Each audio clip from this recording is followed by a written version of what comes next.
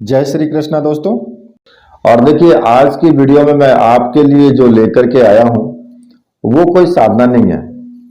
आज जो मैं आपको बताऊंगा एक ऐसी कहानी, एक ऐसी कथा से आपको रूबरू करवाऊंगा कि जिसे सुन करके आप अपने दांतों तले उंगलियां दबा लोगे। ये जो कथा है ये शमशान भैरवी मृगाक्षी की पूरी जीवन कथा है। किस प्रकार से उन्होंने अपने गुरु के साथ में तंत्र युद्ध किया, कैसे गुरुदेव का सानिध्य प्राप्त किया, और उस एक ऐसे शिष्य की भी कथा है जो गुरुदेव के ही शिष्य हैं। और देखिए, ये जो कथा है ये बहुत वर्षों पुरानी आप कहिए, ये कथा अब की नहीं है। इसमें जो मैं अपने अनुभव के आधार पर मैं कहता हूं कि ये जो कथा है ये कई सौ वर्ष पुरानी कथा है। कभी जब हुआ था तब की है ये। और इस बात को मैं इसलिए कह रहा हूं कि मैंने बहुत सी तथ्यों को जाना है, गुरुदेव ने बहुत कुछ दिखाया है इसके बारे में, तो इसलिए मैं अपने उन्हीं तथ्यों के आधार पर मैं आपको बता रहा हूं। तो देखिए, जो परम सुंदरी है शमशान भैरवी मृगाक्षी को तंत्र साधना और अपने गुरु के साथ में तंत्र युद्ध और किसी अजनबी के प्रति एक मानवीय जो भावनाएं होती हैं उससे वो ओतप्रोत होकर के उठने की एक ऐसी दास्तान है जो वास्तव में ही एक चमत्कारिक भी है और इसके साथ ही अनेक विधि और नियमों से भी सीधा साक्षात्कार है। क्योंकि जो मृगाक्षी है, मृगाक्षी बहुत सुंदर थी और ये मैं आपको कई दूसरी वीडियोस में भी बता चुका हूं। क्योंकि आधी जो कथा है लास्ट की, वहां से मैंने मतलब कि मुझे गुरुदेव ने सब कुछ दिखाया है, तो इसलिए मैं आपको बोल रहा हूं। बाकी तो अपने अनुभव के आधार पर ही मैं आपसे बोल रहा हूं, और जो बाकी बचा कुचा है वो मैं आपको गुरुदेव की ही जबानी जो उन्होंने बताया, उन्हीं के जो लिखा है उसी के वास्तव में जो शब्दों के द्वारा मैं बता रहा हूं आपको। तो देखिए, जिन भाइयों ने चैनल को सब्सक्राइब नहीं किया है वो चैनल को सब्सक्राइब जरूर कर लें और साथ में ही बेल के बटन को भी प्रेस कर लें, ताकि जो भी मैं लेटेस्ट वीडियो डालूं उसका नोटिफिकेशन आपको तुरंत मिल जाए। क्योंकि इस कथा को मैं पार्ट में बनाऊंगा, ठीक है, इसलिए पहले पार्ट से देखना ही, अगर आप सुनेंगे और देखेंगे वीडियो को तो पहले पार्ट से ही आपको आनंद आएगा और तभी आपके समझ में भी आएगी पूरी तरीके से। और देखिए, वीडियो को आप पूरी देखना, क्योंकि आप अगर बीच में आधे अधूरी छोड़ेंगे तो वो जो कथा है पूरी तरीके से आपकी समझ में नहीं आ पाएगी। तो मैं अब शुरू करता हूं। उस दिन का तो एक भयंकर विमान दुर्घटना होते होते बच गई। एक ऐसी विमान दुर्घटना जो कि होने वाली थी और जिससे बचने की कोई उम्मीद नहीं थी, परंतु शायद मेरे भाग्य में और अभी कुछ वर्षों तक जीवित रहना लिखा होगा। तभी कुछ ऐसे मुझे बिना देखे हुए कुछ ऐसे संकेत स्थायी होंगे जिसकी वजह से इस दुर्घटना के होने पर भी मैं बच गया। अब देखिए, यहां पर आपको मैं एक बात बता दूं कि मैं आपको सुना रहा हूं तो इसमें आप मुझे ही समझिए, ठीक है। अब जो गुणवान व्यक्ति हैं वो समझ जाएंगे। उस दिन मैं प्रातःकाल ही सोच रहा था कि यदि आप मुखर्जी बाबू प्लान लेकर के आ जाएं तो मैं अवश्य ही गोरखपुर जाऊंगा। मुखर्जी बाबू के साथ कई वर्षों से मेरा परिचय है, क्योंकि जब मैं कलकत्ता में था तब मैंने उनके बच्चों का ट्यूशन किया था और इसलिए वे मुझे बेटे की तरह मानते हैं। उनके पास पुराना फॉकर का विमान था जिसमें वो यात्रा करते रहते थे। उनका आना बनारस भी होता है और यहां से गोरखपुर होते हुए वे पटना चले जाते हैं। कई बार उन्होंने मजाक मजाक में मुझसे कहा भी कि तुम कभी मेरे साथ चलो। तुम्हें ऐसा आभास होगा कि जैसे तुम हवा में उड़ रहे हो, परंतु मैं हंसकर टाल देता। एक मामूली वेतन पाने वाला अध्यापक बहुत ऊंचे ऊंचे स्वप्न देखे, ये उचित नहीं है। परंतु उस दिन तुम्हें प्रातः काल से ही मेरा मन हो रहा था कि मैं हवाई अड्डे पर पहुंच जाऊं। आज गुरुवार है, आज अवश्य ही मुखर्जी मशाय पटना जाने के लिए आएंगे और तेल आदि के लिए हवाई अड्डे पर रुकेंगे। यह मेरा अनुमान ही था। कोई जरूरी नहीं कि वे आवे ही, परंतु उनका यह कहा हुआ वाक्य मेरे ध्यान में था कि मैं किसी गुरुवार को तुम्हारे घर आऊंगा और गर्मा गर्म चाय पीऊंगा। उस दिन स्कूल की छुट्टी थी। सारी रात छटपटाहट में बीती। ऐसा लगा कि मुझे नौकरी छोड़ देनी चाहिए, परंतु दूसरे ही क्षण मैं अपने मन को समझाता कि यदि नौकरी छोड़ दोगे तो खाओगे क्या। मैं हवाई अड्डे की तरफ पैदल जा रहा था। मेरा मन ऊट पटांग विचारों से आक्रांत था, जिसका न आदि था और न ही अंत। यह निश्चित था कि मुखर्जी बाबू मिलेंगे ही, और न ये स्पष्ट था कि मैं हवाई अड्डे तक पहुंच भी पाऊंगा, क्योंकि कई बार तो मैं आधे रास्ते से ही लौट आया हूं। मन कहता कि नहीं नहीं, आगे नहीं जाना, लौट चलना है, और मैं लौट आता। उस दिन आकाश साफ था। मैं जब बनारस के हवाई अड्डे पर पहुंचा तो वो सुनसान सा था। अब आप अंदाजा लगा सकते हैं कि उस वक्त में हवाई अड्डा सुनसान था तो कितने टाइम पहले की बात होगी। आज तो वो अंतरराष्ट्रीय हवाई अड्डा बन गया है, परंतु जिन दिनों की मैं बात कर रहा हूं, ये एक सामान्य सा हवाई अड्डा था। मैं उस हवाई पट्टी को देख रहा था कि उधर आकाश में घर घर की ध्वनि सुनाई दी। ऐसा लगा कि कोई विमान उतरने की तैयारी में है और उतरने का संकेत मांग रहा है। कुछ ही क्षणों बाद एक फाकर विमान रनवे पर दौड़ता हुआ हवाई अड्डे की उस मटमैली इमारत के सामने आकर के रुक गया। एक छोटा सा फाकर विमान था, जिसमें पायलट के अलावा 4 आदमी और बैठ सकते थे। कुछ ही मिनटों बाद हवाई जहाज का जो दरवाजा था वो खुला और मुखर्जी बाबू बाहर आते हुए दिखाई दिए। मेरे लिए तो यह आश्चर्य ही था, क्योंकि न तो मेरे पास कोई सूचना थी कि मुखर्जी बाबू आएंगे और न ही इस प्रकार का कोई विचार ही, परंतु इस समय तो वे हवाई अड्डे की सीढ़ियों से उतरते हुए साफ दिखाई दे रहे थे। वही गोरा सा सुंदर गोल बंगाली चेहरा, सिर के छोटे छोटे और सफेद कुर्ते धोती में लिपटा हुआ वो व्यक्ति मेरा सुपरिचित था। हवाई अड्डे की इमारत के पास मुझे खड़ा देखकर प्रसन्नता से उनका चेहरा खिल उठा। हाथ की छड़ी को कलाई पर रखकर मुखर्जी बाबू ने अपनी बाहों में समेट लिया। बोले, आज अचानक हवाई अड्डे पर कैसे आ गए? लगभग 2 वर्ष हो गए हैं तुम्हें कलकत्ता आए हुए।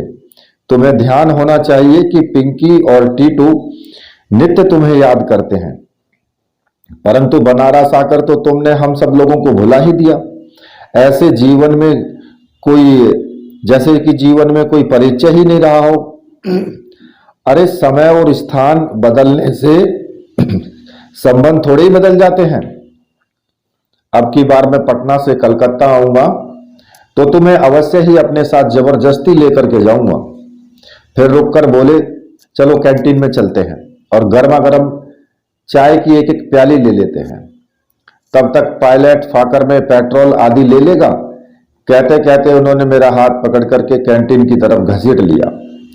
कैंटीन में कुर्सियों पर बैठने के बाद अपने हाथों से चाय बनाते हुए मुखर्जी बाबू बोले कि हाँ, अब कहो, हवाई अड्डे पर कैसे आए? तुमने तो कई बार गोरखपुर आदि चलने के लिए कहा था। आज फ्री हो तो मेरे साथ चलो। मैं कल वापस लौटूंगा और तुम्हें यहां ड्रॉप कर दूंगा। मैंने एक क्षण के लिए हिसाब लगाया कि कल स्कूल जाना है और अगर नहीं गया तो एक दिन का वेतन फिर कट जाएगा, परंतु उस विचार को मन ही मन दबाकर मैंने कहा, मुखर्जी मशाय, आज मेरी इच्छा गोरखपुर जाने की हो रही है। यद्यपि प्रातः काल से ऐसा कोई विचार या ऐसा कोई चिंतन नहीं था मेरा, और न ही ऐसा जरूरी काम है कि मुझे प्लेन से गोरखपुर जाना ही पड़े, परंतु पता नहीं क्यों सुबह से ही मन के एक कोने में बराबर इच्छा बन रही है कि मैं गोरखपुर चलूं। गोरखपुर ही क्यों चलूं, इसका भी कोई कारण मेरे दिमाग में स्पष्ट था ही नहीं, परंतु जब भी कहीं चलने की इच्छा होती है तो गोरखपुर का ही ध्यान मन में आता है। आप कहते हैं तो मैं आपके साथ चले चलता हूं, पर कल वापस यहां मुझे कितने बजे पहुंच जाएंगे? मुखर्जी बाबू ने चाय का एक घूंट लेकर कप को प्याली में रखते हुए बोले कि यही कोई 11 बजे के आसपास। यहां से मुझे लखनऊ जाना जरूरी है और वहां किसी से 2 बजे का अपॉइंटमेंट है, इसलिए 11 सवा 11 तक निश्चित ही तुम यहां पहुंच जाओगे। तुम चाहो तो यहां से सीधे ही स्कूल पहुंच सकते हो, यहां से तो वो नजदीक ही होगा। चाय समाप्त हो गई। मैंने तो पहले की तरह चाय समाप्त कर दी थी। चाय समाप्त होते ही मुखर्जी बाबू उठ खड़े हुए और बोले कि चलो चलते हैं, हमें जल्दी ही पहुंच जाना चाहिए। और मैं उनके साथ रनवे पर फाकर विमान के पास आगे जाने के लिए आ गया। मैं और मुखर्जी बाबू जब वायुयान में चढ़े तो पता नहीं क्यों मेरा हृदय एक क्षण के लिए कांप कर रह गया। कभी कभी आने वाली संभावित घटनाओं को हमारा सूक्ष्म मन अपने आप ही जांच लेता है। ये बात अलग है कि हम जरूरत से ज्यादा बुद्धिमान होने का दम भरने के कारण इन सबको दिक्यानुसी बात कह करके टाल देते हैं, परंतु अब यह वैज्ञानिक परीक्षणों से भी सिद्ध हो चुका है कि हमारा सूक्ष्म मन समस्त संसार में विचरण करता रहता है और आने वाली अज्ञात घटनाओं को पहले से ही भांप लेता है। एक क्षण के लिए मेरा मन घबराया भी और विचलित भी हुआ। ऐसा लगा जैसे मैं वायुयान से नीचे उतर जाऊं और साथ ही साथ मुखर्जी बाबू को भी उतार लूं, परंतु तब तक पायलट स्मिथ ने वायुयान के इंजन को स्टार्ट कर दिया और जो परिचायिका ने वायुयान का दरवाजा बंद कर दिया था। कुछ क्षणों के लिए वायुयान रनवे पर दौड़ा और दूसरे ही क्षण उसने धरती छोड़कर आकाश की तरफ पंख पसार दिए। जब तक वायुयान अपनी निश्चित ऊंचाई तक पहुंचकर स्थिर नहीं हो गया, तब तक मैं एक जड़वत मौन सा रहा। मुखर्जी बाबू भी कुछ नहीं बोले, परंतु उनके हाव भाव और चेहरे के उतार चढ़ाव से लग रहा था कि मेरी चुप्पी उनको खल रही हो। 1-2 मिनट में मेरी ओर ताकने के बाद वो बोले कि क्या बात है, बड़े चुपचाप से हो, क्या घर की याद आने लगी? मैं कुछ बोला नहीं। तब तक परिचायिका ने चाय के 2 कप हम दोनों के सामने रख दिए। अभी अभी तो चाय पी थी, इसलिए पीने की इच्छा भी नहीं हो रही थी, परंतु मुखर्जी बाबू ने प्याला होठों से लगाते हुए देख करके मैंने भी जो है ये प्याला हाथ में लेकर के 2 घूंट ले लिए। अभी मुश्किल से वायुयान को वाराणसी छोड़े हुए 10 मिनट ही हुए होंगे कि वो अस्थिर गति से डोलने लगा। ऐसा लगा जैसे इंजन में कुछ गड़बड़ी आ गई हो और वायुयान कैप्टन के नियंत्रण में न रहा हो। मुखर्जी बाबू के कहने से मैंने कुर्सी की पट्टी कमर से कसकर के बांध ली, परंतु फिर भी वायुयान बार बार हिचकोले खा रहा था। उसकी गति सामान्य नहीं थी। तभी परिचायिका जो होती है कॉकपिट से घबराती हुई बाहर निकली और मुखर्जी बाबू से बोली कि मुखर्जी मशाई, इंजन का एक पंख टूटकर अलग हो गया है और वायुयान स्मिथ के नियंत्रण में नहीं है। अगले ही क्षण कुछ भी दुर्घटना हो सकती है, आप लोग सावधान रहें। मैं इमरजेंसी दरवाजे को लॉक खोलकर तैयार रखती हूं। मुखर्जी बाबू के चेहरे पर हवाइयां उड़ने लगी। एक पंख टूटने का मतलब वायुयान नियंत्रण में नहीं रहा और अगले कुछ ही सेकंडों में यह फाकर या तो हवा में ही जलकर टुकड़े टुकड़े हो जाएगा या नियंत्रण खोकर जमीन से टकरा जाएगा। उस एक क्षण में मेरे मन सैकड़ों सैकड़ों विचार उठकर लुप्त हो गए। मृत्यु से एक क्षण पहले पूरे जीवन का इतिहास आंखों के सामने साकार हो जाता है। और वस्तुतः उस एक क्षण में मेरे जीवन के सारे चिन्ह, जीवन की सारी घटनाएं आंखों के सामने तैर गई। कल के सपने मटिया मेट हो गए। मैं इस प्रकार अकाल मौत को प्राप्त हो जाऊं, इसकी तो मुझे कल्पना ही नहीं थी। मैं अपने आप को काफी मजबूत दिल वाला समझता रहा हूं, परंतु इस क्षण मेरा सारा धैर्य समाप्त हो गया। मेरा चेहरा मृत्यु की आशंका से सफेद झक हो गया। मैंने इस कठिन मृत्यु की घड़ी में भी मुखर्जी बाबू के चेहरे की ओर ताका तो ऐसा लग रहा था जैसे रुई की तरह उस सफेद चेहरे में खून का एक कतरा भी ना हो। आंखों से आंसू बह रहे थे, गला रुंध गया था और होठों से मां काली शब्द उच्चरित हो रहे थे। मौत और आदमी का क्या संबंध होता है, यह मौत की घड़ियों में भली प्रकार से जाना जा सकता है। हम दोनों के हृदय फड़फड़ा रहे थे और ऐसा लग रहा था कि कुछ ही क्षण हमारी जिंदगी के बाकी हैं। मैं खिड़की के पास बैठा हुआ बाहर का दृश्य भली प्रकार से देख रहा था। मैं देख सकता था कि वायुयान निरंतर अपनी ऊंचाई को खो रहा था और तीव्रता के साथ में जमीन की ओर बढ़ रहा था। चालक सिमिट पूरी शक्ति से यंत्रों से जूझ रहा था। उसका शरीर पसीने पसीने हो रहा था। वह किसी भी प्रकार से वायुयान को अपने नियंत्रण में नहीं ले पा रहा था।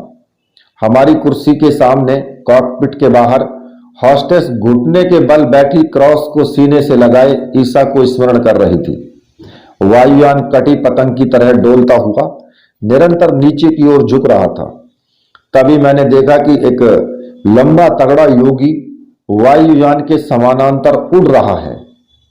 मेरे लिए यह घोर आश्चर्य की बात थी, परंतु ऐसी कठिन परिस्थितियों में भी जो कुछ मैं देख रहा था वो भी सर्वथा सत्य था।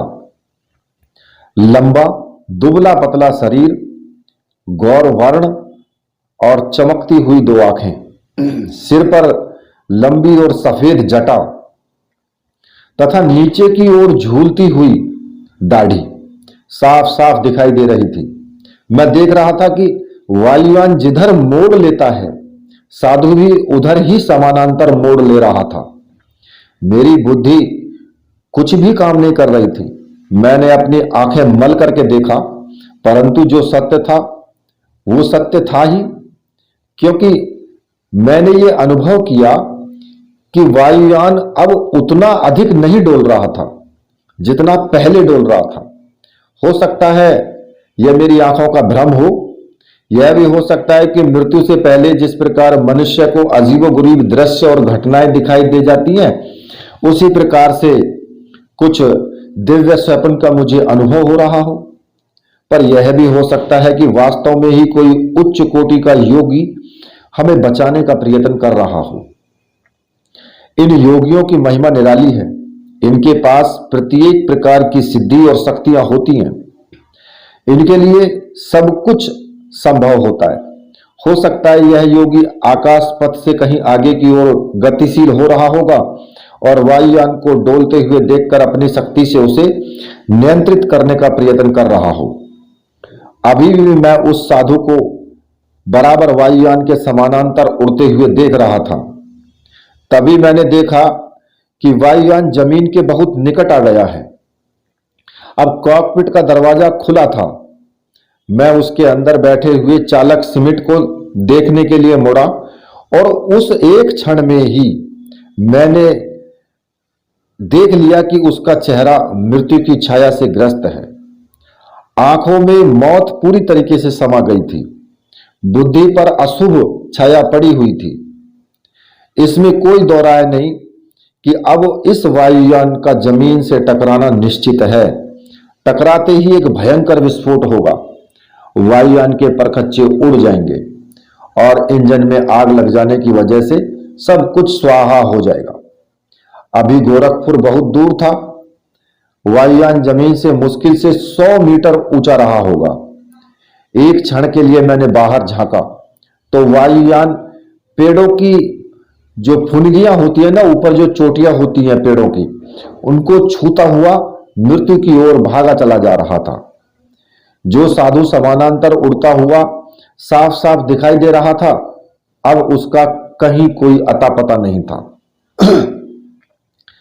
तभी वायुयान पेड़ की डाली को काटता हुआ एक खेत की समतल भूमि पर उतर गया।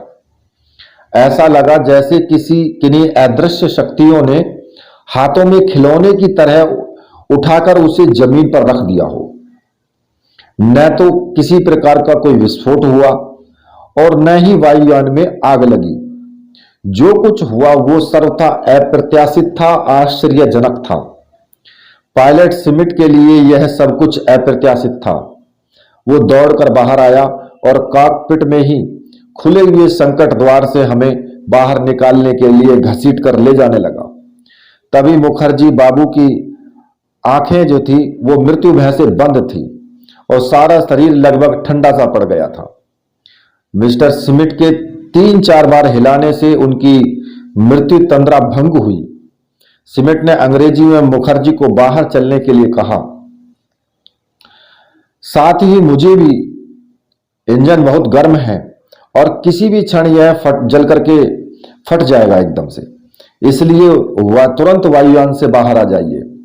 और वह मुखर्जी बाबू को घसीटते हुए कॉकपिट के संकट द्वार की ओर ले गया। मैं भी मुखर्जी बाबू के पीछे था। जब मैंने कॉकपिट में प्रवेश किया तो मुझे ताजे खिले हुए चमेली के पुष्पों की सुगंध अनुभव हुई, परंतु यह क्षण सोचने का नहीं था, न ही इस बात का पता लगाने का था कि वो सुगंध कहां से आ रही है। इस समय तो जल्दी से जल्दी बाहर निकलकर उतनी दूर जाकर रुकना था। तभी मैंने सामने व्हील पर चमेली की माला पड़ी हुई देखी। अब तक चालक स्मिथ संकट द्वार से जो है नीचे उतर गए थे और सहारा देकर उन्होंने मुखर्जी बाबू को भी उतार लिया था। हॉस्टेस मेरे पीछे थी। मिस्टर स्मिथ मुझे नीचे उतरने के लिए कह रहे थे, पर संकट द्वार पर एक क्षण के लिए बैठकर मैंने अंग्रेजी में मिस्टर स्मिथ से उस चमेली की माला की तरफ इशारा करते हुए पूछा, क्या यह माला आपने खरीदी या यहां रखी थी? मिस्टर स्मिथ ने उस माला को देखकर आश्चर्यचकित रह गए। उन्होंने कहा, नो नो, मुझे फूलों से एलर्जी है। यह माला यहां कॉकपिट में कहां से आ गई?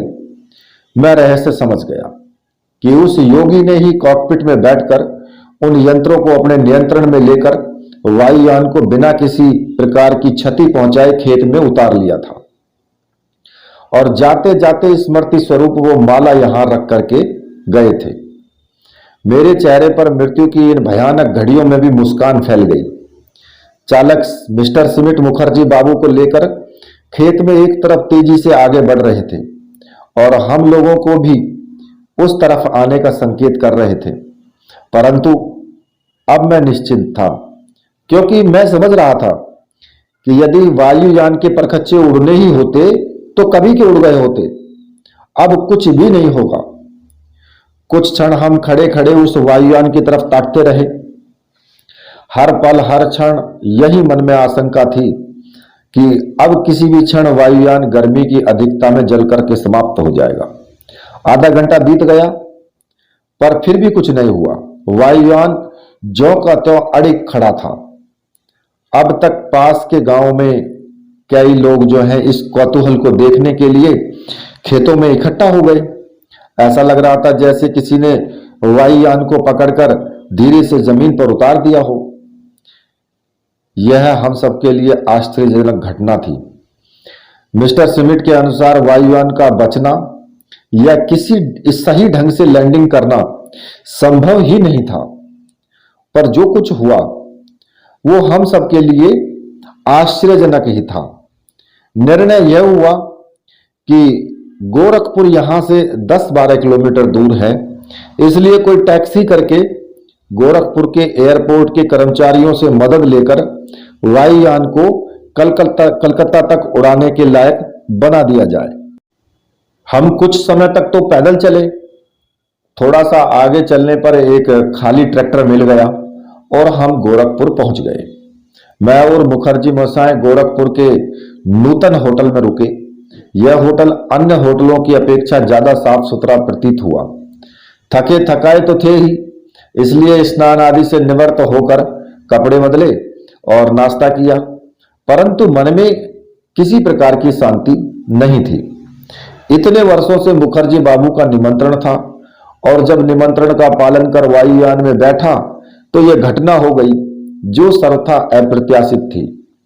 इससे भी ज्यादा आश्चर्यजनक घटना यह थी कि हम सब मृत्यु के मुंह से सकुशल वापस लौट आए थे।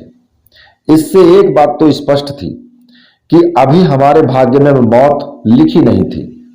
ईश्वर को अभी हमें कुछ दिन और जिंदा रखना था। कोई ना कोई ऐसा अवश्य था कि जिसकी वजह से हम बच सके, और ये एक रहस्य था, और काल के गर्भ में क्या घटना है आगे, ये तो आने वाला समय ही बताएगा। शाम को मैं और मुखर्जी बाबू गोरखपुर के बाजार में घूमते रहे। गीता प्रेस जाकर 2-4 किताबें खरीदी, और शाम को लगभग 6-6:30 बजे हम गोरखपुर के मंदिर की ओर चले गए। गोरखनाथ सही शब्दों में युग प्रवर्तक और युग पुरुष थे। उन्होंने नवीन मंत्रों की रचना कर एक नया मार्ग प्रशस्त किया था, जो कि गोरखनाथ संप्रदाय के नाम से विश्वविख्यात है। वास्तव में इस अवधूत योगी ने विपरीत परिस्थितियों में भी अपने आप को जो है जीवित रख करके संघर्षों, कठिनाइयों और चुनौतियों का सामना करके एक ऐसा रास्ता दिखाया जिसके आलोक में गूढ़तम जो मंत्र रहस्य दुनिया के सामने स्पष्ट हो सके। यदि देखा जाए तो गोरखनाथ का एक एक दिन, एक एक क्षण चुनौतियों का क्षण था। उस समय सारा वातावरण गोरखनाथ के खिलाफ था, परंतु इस काल पुरुष ने अपनी अजय संकल्प शक्ति के सहारे उन चुनौतियों का डट करके सामना किया, और सारे विरोधियों को परास्त करता हुआ अपने पथ पर अविरल गति से अग्रसर होता रहा। इसलिए आज भी मंत्र अध्येता उस काल पुरुष के नाम से संबोधित करते हैं। मैं अब मुखर्जी बाबू के साथ मंदिर में पहुंचा तो चारों तरफ एक विशेष प्रकार की शांति महसूस हुई, परंतु यह शांति मरघट की शांति नहीं थी, बल्कि इस शांति में भी अंदर ही अंदर एक ऐसा लावा, एक ऐसा विद्युत प्रवाह महसूस हो रहा था जिससे कि सारा वातावरण चैतन्य, ऊर्जा और प्राणवान हो रहा था। मुझे यह वातावरण अत्यधिक रुचिकर प्रतीत हुआ।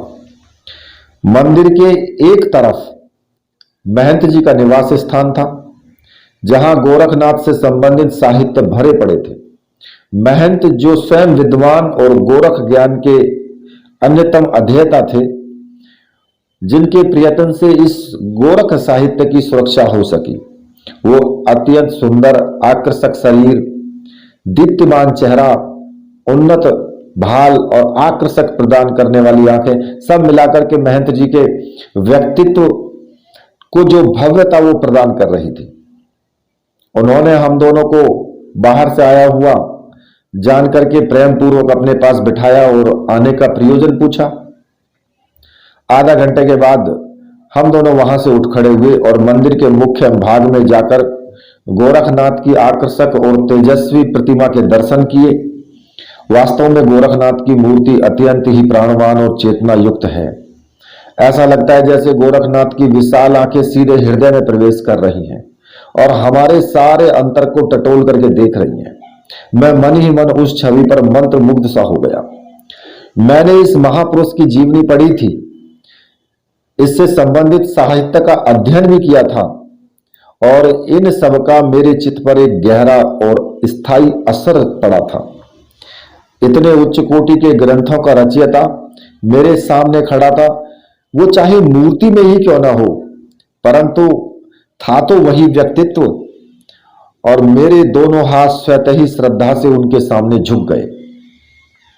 मैं और मुखर्जी बाबू गोरखनाथ की मूर्ति के दर्शन करके बाहर निकले और प्रांगण से होते हुए जैसे ही सीढ़ियों के नीचे उतरे कि सीढ़ियों के एक तरफ एक तेजस्वी कनफटा योगी खड़ा था, देखकर सारा शरीर सन्न सा रह गया।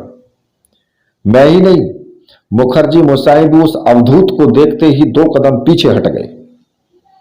लंबा चौड़ा बलिष्ठ शरीर, बैल की तरह सुदृढ़ उसके कंधे और मोटी और मजबूत उसकी गर्दन, दोनों हाथ ही लंबी चौड़ी, 2 हाथ के बराबर की लंबी चौड़ी छाती, जिसे रोमांचित उसके छाती पर उगे हुए जो बाल थे और लंबे और मजबूत हाथ उसके, और उसका जो ललाट था वो उन्नत था और कटोरी की तरह मोटी मोटी लाल सुरख आंखें, जैसे कि हजारों बोतलों का नशा एक बार में ही कर लिया हो।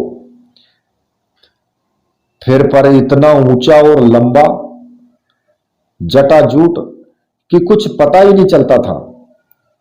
एक हाथ में मोटा सा चिमटा और दूसरे हाथ में लोहे की बनी हुई कोई नुकीली वस्तु, जिसे देखते ही भय लगता था। ऐसा भयंकर व्यक्तित्व इससे पहले मैंने कभी नहीं देखा था। ऐसा प्रतीत हो रहा था कि यह यदि अपनी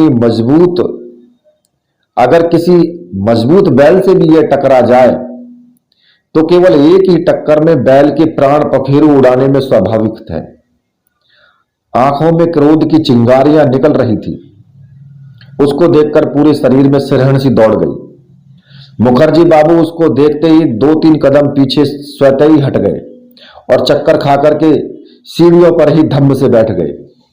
मैंने एक दृष्टि मुखर्जी बाबू पर डाली और दूसरी दृष्टि उस कनफटे अवधूत पर डालकर मैंने दोनों हाथों से बंगाली बाबू को उठा लिया।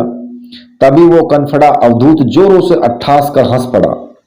उसकी हंसी वास्तव में पैशाचिक हंसी थी कि जैसे कोई पिशाच हंस रहा हो।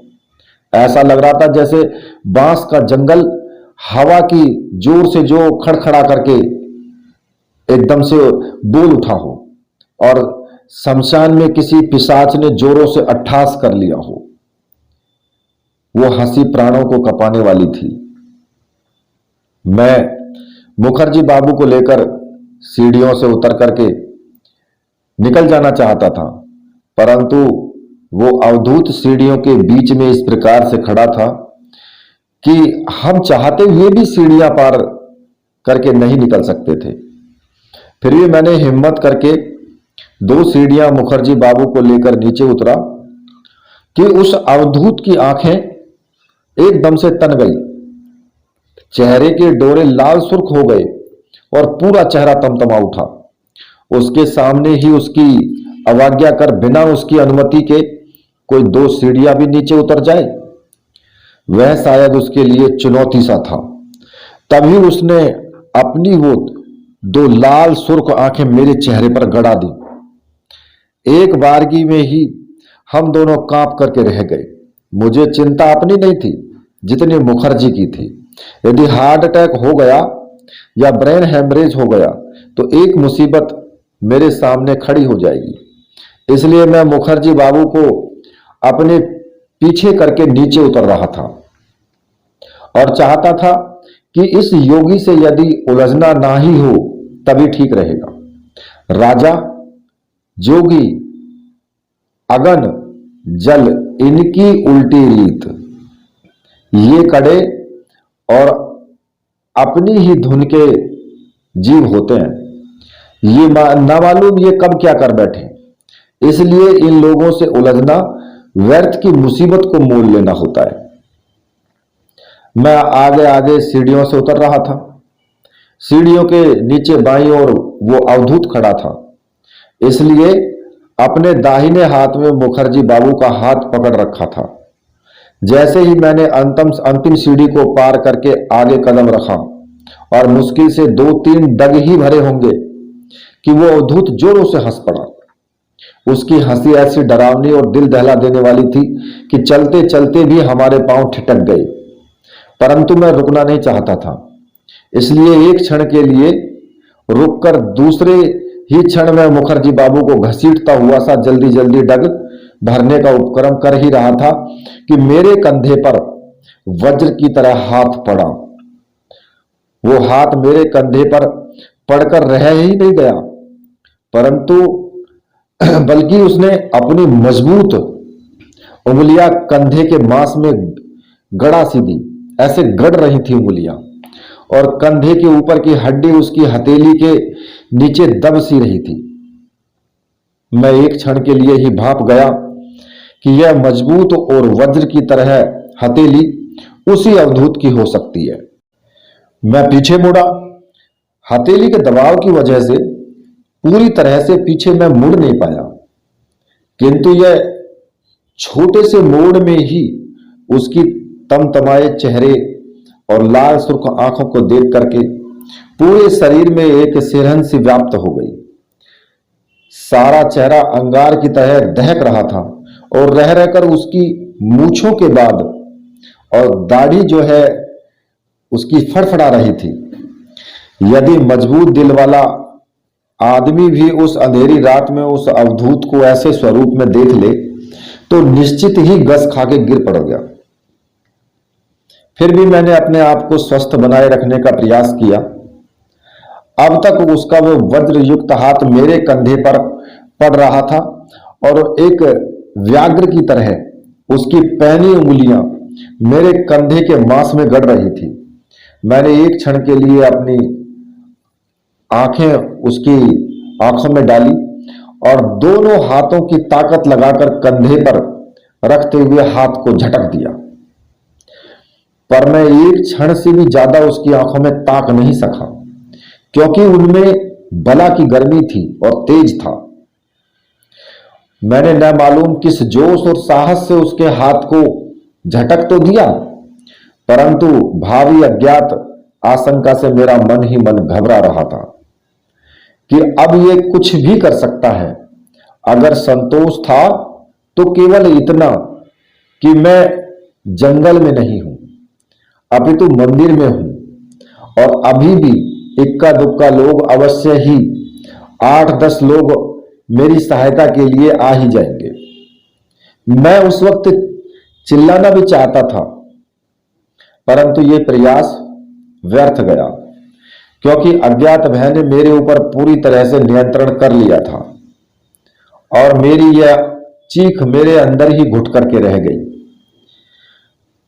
कोई व्यक्ति उसके हाथ को झटक दे, यह उसके लिए चुनौती सा था। इसी वजह से उसका चेहरा क्रोध से तमतमा गया और उसके मुख से जोर की हूं की ध्वनि निकली, जो कि अत्यंत भारी, घोषमय और दिल दहला देने वाली थी। मानो कह रहा हो कि तुम्हारी ये हिम्मत कि तुम मेरे हाथ को झटक दो। यह हूं कई कई प्रश्न और अज्ञात आशंकाएं मेरे सामने खड़ा कर गई, परंतु जो कुछ होना था वो तो हो चुका। अब डर कर पीछे हटना भी कोई अपने आप में कोई मायने नहीं रखता था। उस समय वहां से मैं भाग भी नहीं सकता था और मुझे विश्वास था कि यदि मैं भागता तो वो अवधूत पीछे दौड़कर मुझे शायद ही पकड़ पाता, परंतु दुबली पतली काया लिए मुखर्जी बाबू मेरे साथ थे और वे किसी भी तरीके से मेरे साथ इतना तेज जो है नहीं दौड़ सकते थे।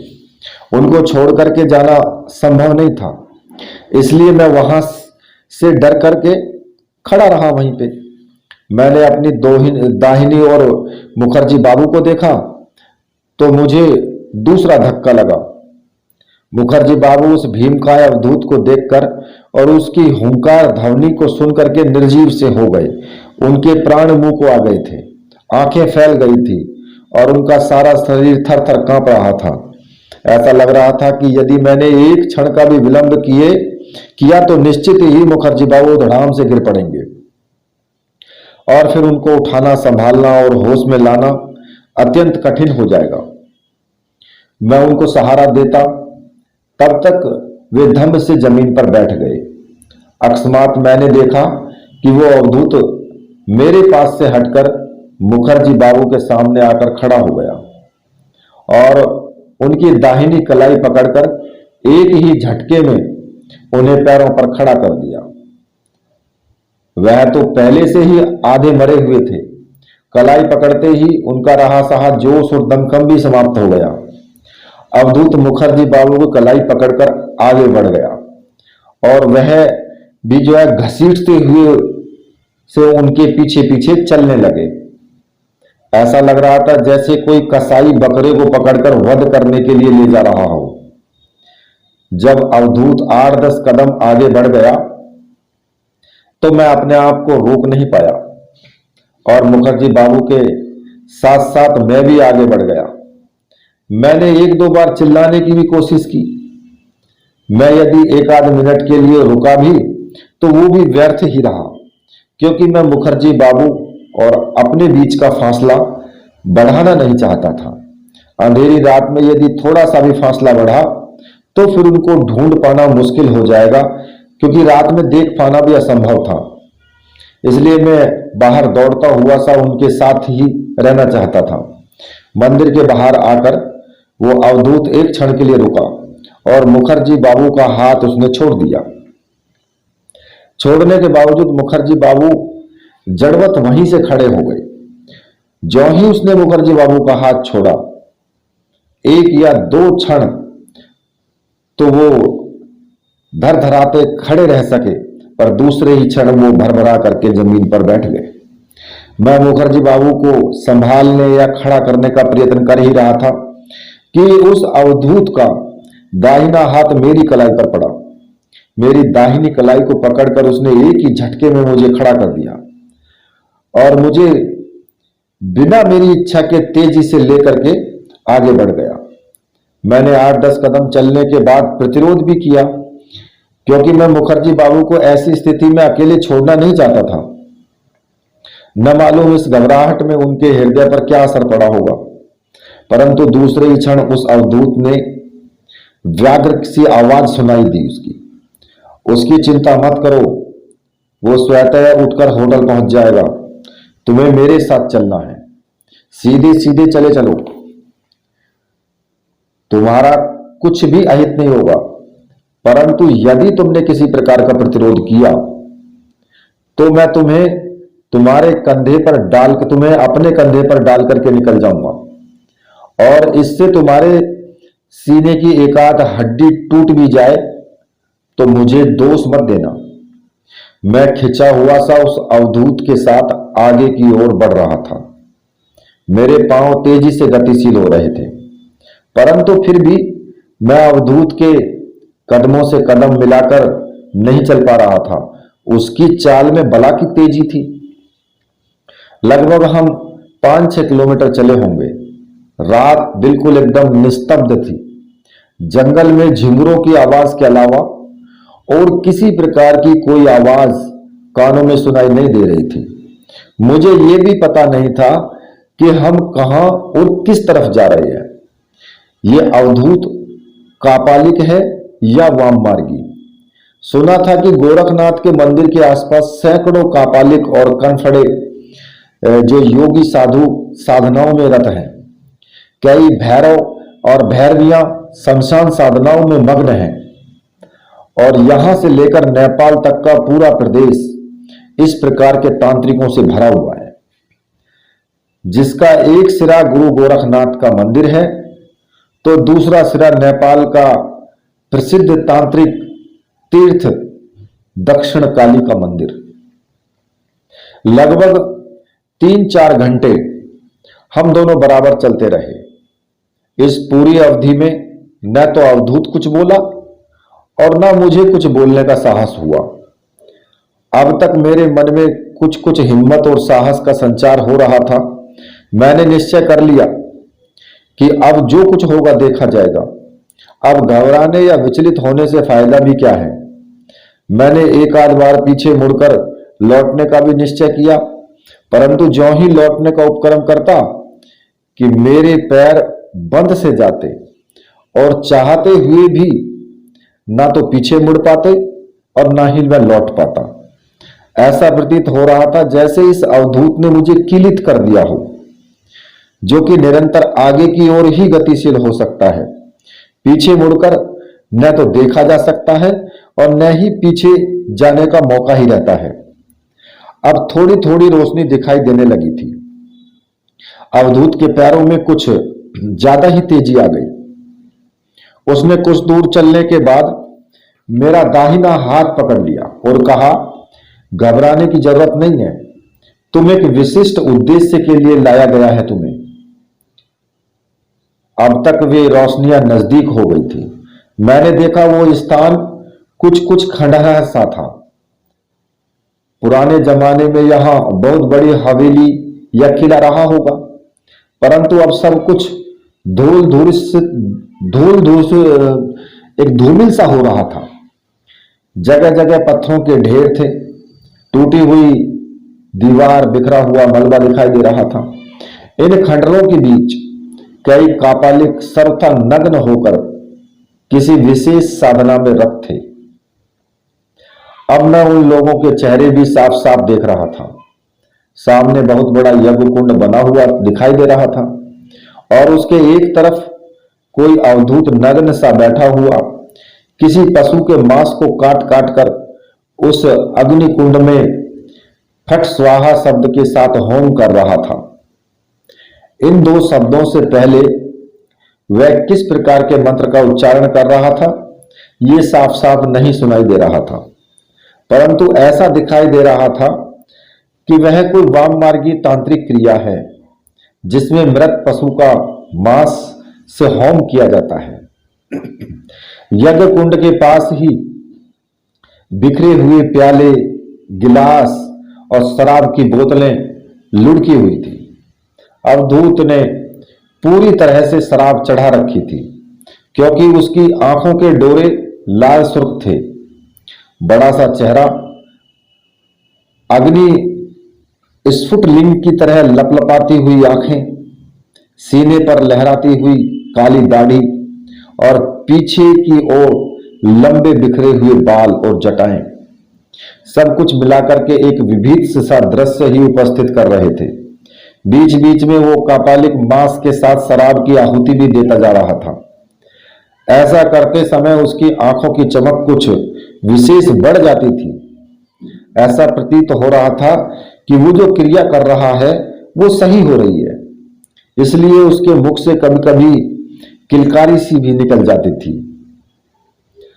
हम दोनों वहां आकर के खड़े हो गए, परंतु कापालिक को हमारे आने का भान नहीं था।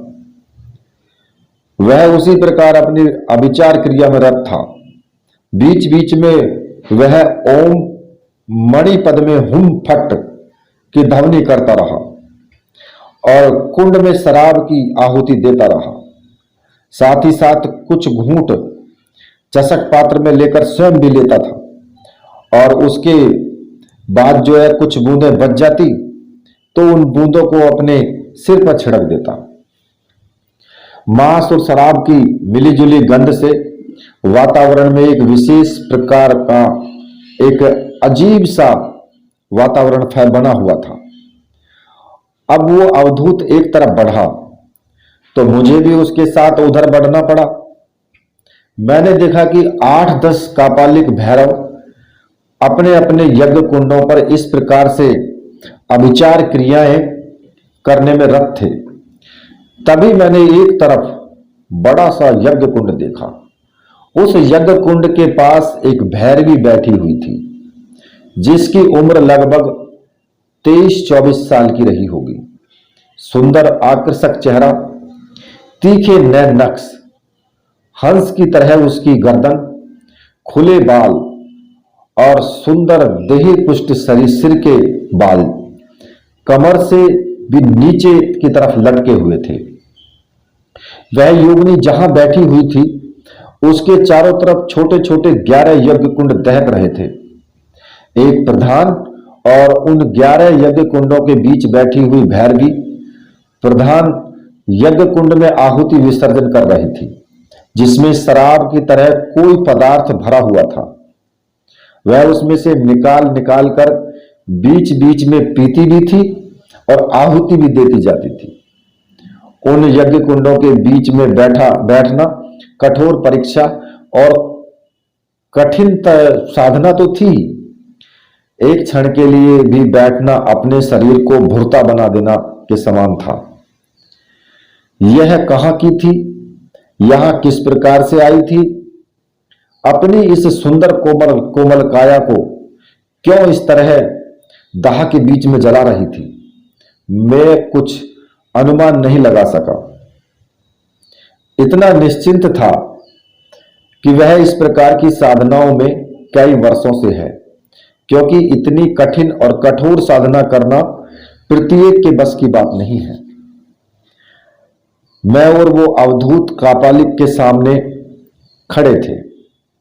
मैं उसकी अविचार क्रिया को देर तक देखता रहा।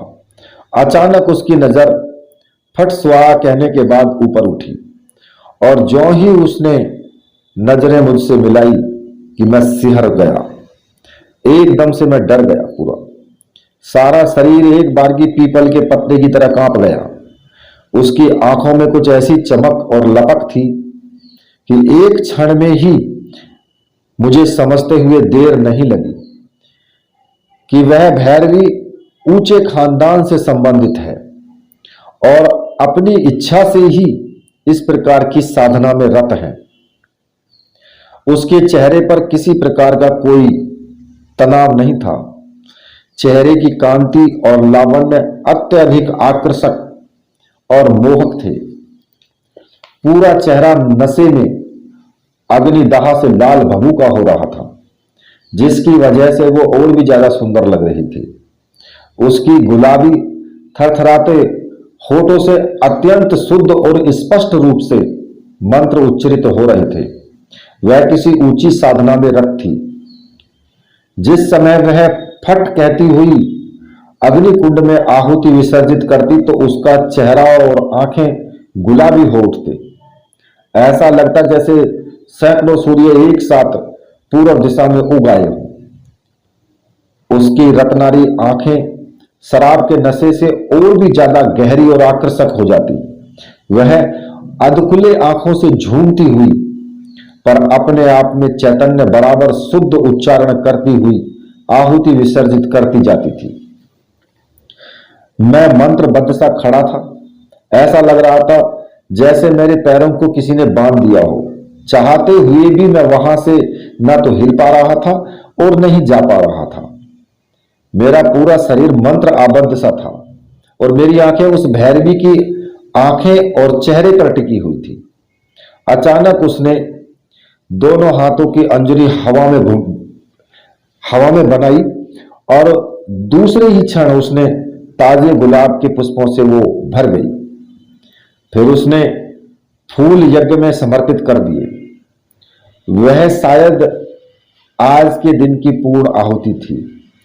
कम से कम मुझे उसके शब्दों की ध्वनि से ऐसा ही प्रतीत हो रहा था। दूसरे ही क्षण वो उठी। वह मुश्किल से अपने पैरों पर खड़ी हो पा रही थी। मैंने अनुभव किया कि अवश्य वह किसी ऊंचे घराने से संबंधित सुंदरी है। मैंने सुना था कि गोरखपुर के आसपास ऐसे कई राजाओं और जागीरदारों के घराने हैं जिनके यहाँ तांत्रिक क्रियाएं कई वर्षों से होती आ रही हैं। उनमें से ही यह किसी घराने की बालिका रही होगी। थकावट से चूर उस सुंदर भैरवी ने एक भरपूर अंगड़ाई ली। मैंने उसकी अंगड़ाई लेते हुए शरीर को देखा तो मेरे शरीर का बहता हुआ खून थम सा गया। लगभग 5.5 फुट का कद लिए वो भैरवी अपने आप में अप्रतिम थी। एक एक अंग उसका सांचे में ढला हुआ। कमर पर जो मृग चर्म पहना हुआ था जो मुश्किल से ही पिंडलियों को ढक रहा था, और सीने पर एकमात्र कंचुकी। इसके अलावा उसका पूरा शरीर उस चंद्रमा की चांदनी में साफ साफ दिखाई दे रहा था। ऐसा लग रहा था कि भूल से भी कोई रंभा या उर्वशी अपनी उच्च महत्वाकांक्षा को पूरा करने के लिए अरण्य में साधना हेतु आ गई हो। मैं अभी एक टक उसको देख ही रहा था। वह मुझसे सर्वथा बेखबर अपने ही किसी सोच में निमग्न थी। उसकी आंखें पूरी तरह से खुल नहीं पा रही थी। शराब के नशे की वजह से जमीन पर टिके हुए पैर जो लड़खड़ा रहे थे, फिर भी वो अपने प्रयासों से पैरों पर खड़ी हुई थी और अर्धनिमीलित नेत्रों के द्वारा यज्ञ से उठती हुई लपटों को देख रही थी। कुछ ही क्षण बीते होंगे कि उसने उस यज्ञ कुंड की एक परिक्रमा की और कुंड से भभूत लेकर टीका सा अपने ललाट पर जड़ दिया। ऐसा लगा जैसे चंद्रमा पर लंबी रेखा खींच दी हो। अब उसने मेरी ओर देखा, फिर कपालिक को देखकर उसके होठों पर एक क्षण के लिए आई मुस्कुराहट से मैंने अनुभव किया कि कपालिक और भैरवी अवश्य ही एक दूसरे से परिचित रहे होंगे, क्योंकि भैरवी को देखकर कपालिक मुस्कुरा रहा था और उस भैरवी की क्रियाओं को देखकर उसके चेहरे पर संतुष्टि के भाव थे। ऐसा प्रतीत हो रहा था कि भैरवी ने अभी अभी जो क्रिया संपन्न की है वो सही ढंग से हो गई है। कपालिक को एक क्षण देखने के बाद उसकी नजरें मेरे शरीर पर टिक गई और एक क्षण में ही उसने आंखों ही आंखों में मुझे तोल लिया। उसके होठों पर व्यंग की एक हल्की सी रेखा उभर आई, मानो कह रही हो, इस भक्कू को कहां से उठा लाए, इससे क्या प्रयोजन सिद्ध होगा। वह अपने स्थान से हिली और कपालिक के पास से होती हुई मेरे पास आकर खड़ी हो गई। वो मेरे से सटकर खड़ी थी। मैं उसके शरीर से निकलती हुई सुगंध को अनुभव कर रहा था। उसने अपनी गुलाबी आंखें मेरे चेहरे पर गड़ा दी। मैं निरीह भाव से खड़ा था। ना तो मेरे लिए कुछ बोलने का अवसर था और ना ही कुछ करने का। मन ही मन मैं अत्यधिक भयभीत अवश्य था। ऐसे लोग कार्य सिद्धि के लिए नरबलि दे देते हैं। हो सकता है मुझे नरबलि के लिए चुना गया हो। ये सोचकर मैं अंदर ही अंदर कांप करके सिहर उठा। मैं एक प्रकार से आकर्षणबद्ध हो गया। मेरी आंखें खुली हुई थी। उसने अपनी आंखों से मेरे पूरे अंतर को मिलाकर रख दिया। उसकी नाक से निकलते हुए भभके को मैं महसूस कर रहा था, पर मैं अपने पैरों पर खड़ा खड़ा ही लड़खड़ा गया। उसने दूसरे ही क्षण अपना हाथ कंधे से हटा लिया और मुस्कुराकर कपालिक की तरफ मुताबिक होकर के बोली कि ले आओ। अवश्य ही मुझे बलिदान करने के लिए ही यहां बुलाया गया है और आज इस रात्रि में ही किसी विशेष तांत्रिक क्रिया संपन्न करने के लिए मेरा बलिदान किया जाना निश्चित है। यह सोच करके मैं पीपल के पत्ते की तरह कांप उठा। मैंने मुड़कर कपालिक की ओर देखा। उसकी आंखों में डोरे लाल हो रहे थे और चेहरे पर एक विशेष प्रकार की पैशाचिकता दिखाई दे रही थी, जो कि ऐसे अवसरों पर चेहरे पर उतर आती है। मैं उन लोगों से घिरा हुआ बलि के बकरे की तरह था, जिसकी कोई स्वतंत्र सत्ता नहीं होती। वो तो बलि के लिए ही होता है और उसकी बलि निश्चित होती है। एक बारगी भी मेरी आंखों के सामने मेरा घर, भावी जीवन के सपने, मुखर्जी बाबू, सब कुछ कौंधा गया। एक क्षण के लिए सोचा कि न मैं मोहकर इस तरफ आता और ना ही मेरे जीवन में इस प्रकार की घटना घटती। मृत्यु तो जीवन में अवश्यंभावी है, इसलिए मृत्यु से घबराना या विचलित होना मैंने सीखा ही नहीं था। परंतु अकाल मृत्यु तो जीवन का अभिशाप है। अकाल मृत्यु से तो आत्मा को गति भी नहीं होती और न अन्य योनियों में वो जो है भटकता रहता है। कपालिक ने मुझे आगे ढेला और उस यज्ञ कुंड के पास ले जाकर खड़ा कर दिया, जहां पर वो भैरवी खड़ी थी। मेरे और भैरवी के बीच मुश्किल से 5-6 इंच का फासला रहा होगा। उसके सीने से निकलती हुई सुगंध और नथनों से निकलती हुई शराब की भवक की मिलीजुली गंध में अनुभव कर रहा था। उसने मेरी ओर एक क्षण के लिए ताका और उस एक क्षण में ही मेरे सारे शरीर का रक्त जम सा गया। उसके चेहरे पर जो कोमलता और मधुरता थी वह एकाएक लोप हो गई। सुंदर कमाल के समान, जो सुंदर कमल के समान आंखें रक्तिम सी हो गई।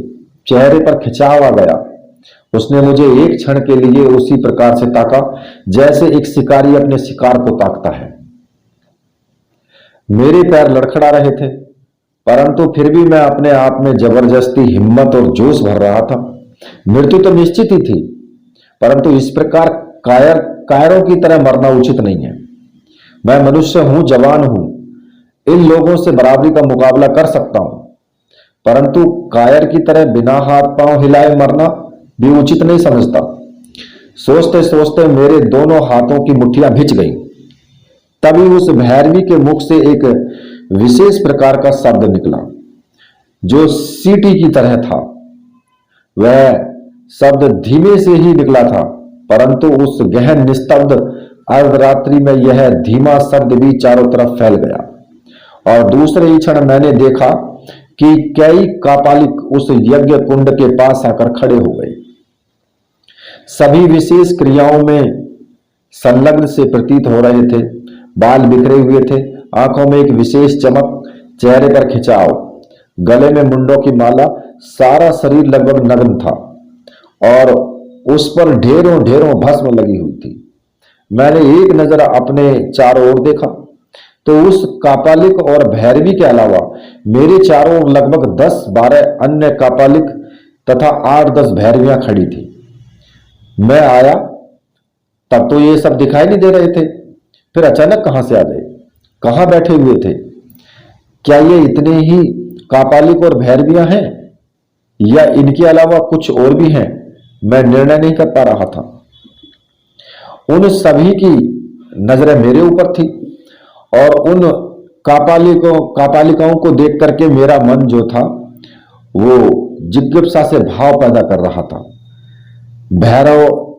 भैरवियां जो थी वो नग्न और अर्धनग्न सी खड़ी थी।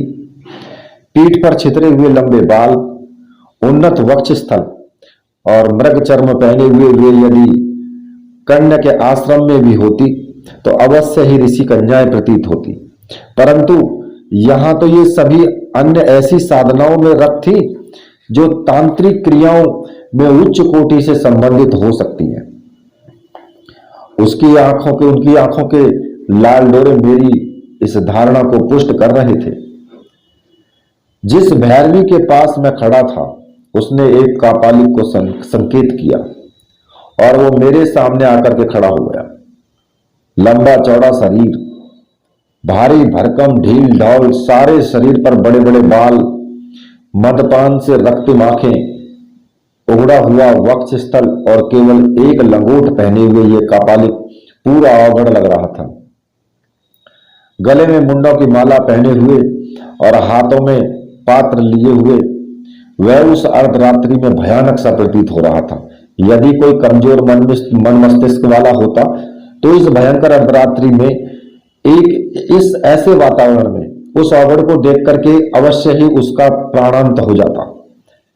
उस कापालिक ने अपने हाथ का पात्र जमीन पर रख दिया। मैंने देखा उसमें ताजा रक्त भरा हुआ था। अवश्य ही यह रक्त किसी मानव देह का हो सकता था।